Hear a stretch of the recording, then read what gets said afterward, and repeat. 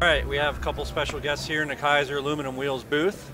You might have heard of this guy, Clint Bowyer, NASCAR sprint car driver, and he's been really crucial in the state of dirt late model racing here in the last few years. Been team owner about 6 or 7 years now, and that's always nice. You know, a lot of us in the other forms of motorsports, we feel that trickle down effect. You know, car owners like Stewart and Kane, and we definitely praise these guys for doing what they do and sticking to their roots, and it affords people like myself and Steve to be active in our careers in that type of motorsports.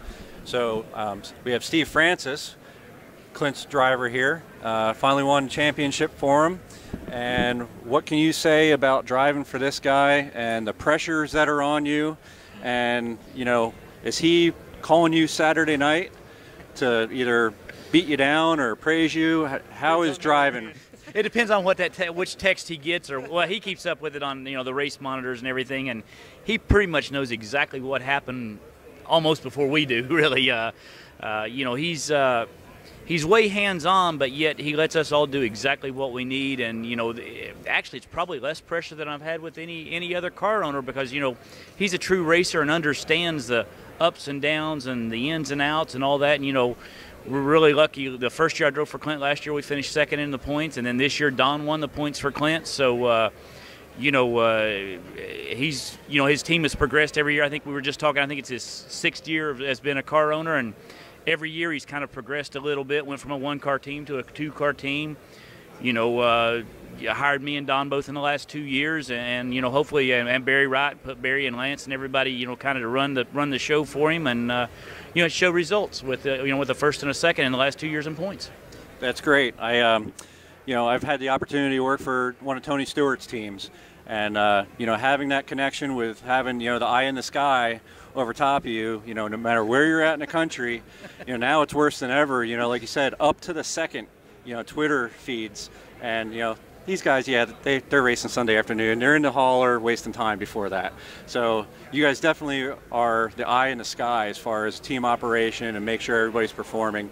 But at the same time, having that balance of understanding stuff's not always going to go that way for everybody, Well, I mean, first of all, you do it because you love it, right? Yeah. That's why I got into this late model thing in the first place. These guys get to do what I wanted to do. That stepping stone that I never got to take. I got a phone call from Richard Childress, and somehow I went from dirt modified racing, in the Midwest to racing nationwide cars and eventually Cup. So the first thing I wanted to do anytime, I got any kind of money at all, is I wanted to go back and establish a good late model program that I drove myself. Yeah. For about a year, and I was like, what the hell am I doing? I don't have time to do this. So, it was kind of slowly but surely inch my way into it, and finally found a home in the Lucas Oil Late Model Series. It's really, really neat to have, 2 veteran late model racers that have been there and done that several times over with Don O'Neill and Steve Francis. So it's just a great program. You come here to the PRI show to shake hands and thank everybody for their dedication to our program, and certainly Keizer's no exception to that. They've stepped up in a big way to my dirt program ever since I really got going in this Lucas Oil Late Model Series, and couldn't ask for a better product, better people to work for. I mean, there's just it really is a great program, and with good people behind it. That's good to hear. As far as the stresses of having this as your professional life, you're under the public eye and pressure of the pinnacle of what you can be. What advice do you ever offer to Steve? Granted, he's got a few years on you, but it's almost like the years kind of trade off with what pressure you're under at a younger age. What advice can a young guy give to an old guy? It's just, but that's the hardest thing, and probably the most unique thing about our program is, who am I to tell these guys anything, but they're just like I am. It doesn't matter who it is. If it's somebody that you trust and you believe in, that is got your best interest at heart, you're going to listen to them. When I show up to the track, I'm not there every week for them, but when I am, you might see a hot lap session or a heat race where you see something, somebody do something else, or a car that looks like it's set up a different way, you're going to, go to him and try to relay that information as fast as possible, because I think it's something that I would, want to hear and want to hear from these guys as well. They come to Martinsville, and they're telling me things that they see, they may not. It's just like I am when I go to a late model. I don't really know exactly what I'm looking at all times, but yeah, as a racer, you get that general idea of what a guy's doing that you're not doing, and that's really, when it comes down to it, the only thing you're looking for. Good. Steve, what can you tell us about highlight of this past year? Obviously, you got the championship. Any other highlights beyond that? Even personal life stuff that wouldn't have been otherwise available to you not driving for this guy, and what do you hope to expand upon for the 2015 season? What other goals do you have? Well, ultimately, we'd like for Clint Bowyer Racing to be first and second in the points this year. Like I said, Don won the championship. We were fourth. Last year we were second. I think your other car was sixth or something like that the year before. So ultimately we'd like to be first and second. But it's neat driving for Clint. When even walking around the PRI show here, you got a badge on that says Clint Bowyer Racing. Everybody knows who Clint is, and that's neat. But it's also it gets us a lot of neat stuff. Like I went to Bristol and got to watch him at Bristol and sat on the pit box. I've got to do the same at Martinsville. It's kind of neat to see how the backgrounds of that work, and compare my crew chief Tommy Greco to like what Brian Patty does with his car, and well, I wonder if, Tommy would have said this to Brian or Clint, and it's, like Clint said, we watch and, well, it looks like this guy's can enter a lane wider than you can and exit a lane lower than you can. Can you, not that we're definitely trying to tell him, because I don't know that much about pavement, just like he's talking about the dirt, but those things he said play the same way. We're all racers at heart. And the neat thing about driving for him is, like I said, he is a true racer. And, like you said, I think he would almost as soon be at the dirt track. If he could make the living he could run on pavement, he'd just soon be at the dirt track as he would at pavement. I think all of us would. I work in IndyCar, and it's the same thing. I'm on pit wall checking Twitter, or whatever's going on in wing and non-wing. Yeah, I mean he'll watch he'll watch lap times and say, hey, you were 2 or 3 better than anybody in the heat. I'll get a text after the heat race. You were 2 or 3 better than anybody in the heat. Don't mess up. Don't or something like that. Or if he's watching it. Your car looks really good.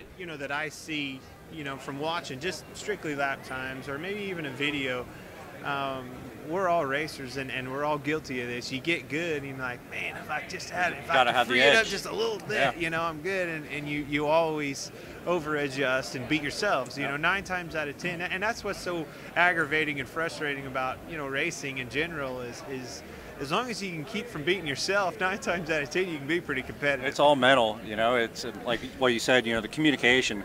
I've learned that in my career too. It's like it's not always the mechanical knowledge of a lot of crew chiefs. It's the chemistry and terminology that gets a thought across to a driver.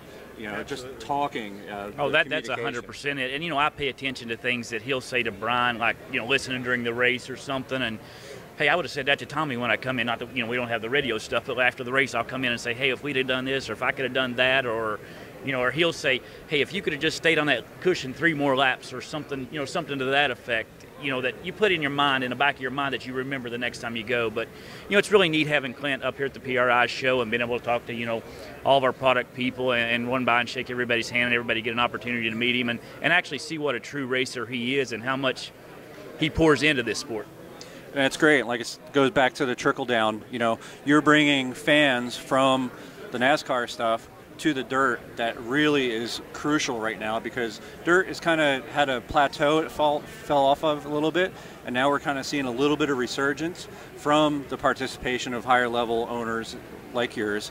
And the other question I was going to ask you was, how are you liking the format of the 2-car team? Are you gaining knowledge out of that? Do you guys share just like some of the Cup teams do, or you kind of have just 2 little umbrellas that you kind of keep together? No, Barry and Lance Wright pretty much take care of all that, but Tommy Greco and Jeremy Justice, Don's crew chief, they compare notes. Me and Don talk. If I see Don qualify, if he's out early and I'm out late, he'll say, hey, that cushion's almost gone in 1 and 2. Watch yourself leaving. It's basically Clint set it up to kind of run just like 2 Cup teams would run. Was his plan. I'm not trying to speak for him, but I think that was his plan all along. That's good. Was this is the way we got twice the knowledge, twice the track time, twice the hot lap sessions to keep up with what's going on. Right. Well, and I mean, going to that point, you know, in my experience just in cup racing, I mean, when you're at your best, when you're really running good, your team is, your organization is. You know, it's not just your race team, independently. It's the whole organization. It's because of that collaboration of everybody working together, everybody being on the same page and tugging on the rope in the same direction. You got two, and I've been down this road too. You got two race teams, and you know they're not working together, and they're racing each other is what happens. You get to the point where you come back to the shop, and as long as you outrun your teammate, somehow in a weird twisted way you're satisfied with that, because that's all that equipment did. As long as I outrun him, but there's 30 other guys out there with you. That's where the problem lies. And to that point, it's really hard as an owner, and part of that I see, it's easy to do that as a racer. I've done it myself, and I've seen that, and it's catastrophic. It's cancerous, but if you can keep them from doing that as an owner, and keep them working together and pulling on that rope in the same direction, the results can be pretty powerful. And, this year was definitely that, with the championship and everything that we had going. Well, that's great news. Awesome 2014. Sounds like it's going to be a great 2015. Keizer Wheels has a full line of different motorsports wheels available. If you ever see yourself utilizing any other form of motorsports wheels, sprint cars, midgets, anything? Well, I mean, you can't see it, but the sprint cars and the midgets are not good, but that big tractor wheel right there makes my John Deere would look awesome with a pair of those on the back of it. That's the first thing I saw. I was like, holy cow, that was awesome. And then the ATV wheels are really, really cool too. Just neat. That's a neat thing about wheels, is they can do so much with them, and make them really, really cool. And I've always liked that beadlock look, that racing look on an ATV or even a golf cart. I've seen them on the kind of those 600 mini sprint type of wheels. So definitely a great product line with Keizer, and appreciate everything they do. That's awesome. The one thing that's always blown my mind as far as being in dirt racing, anytime I've ever walked into a dirt late models hauler, the first floor normally is nothing but tires and wheels. And it's, you guys make World of Outlaw budget look weak for what you guys just spent on tires and wheels for the late models. It's truly amazing. I'm glad you recognize that. It is. It's truly amazing. And it's not amazing. It truly sucks. But it's part of doing business.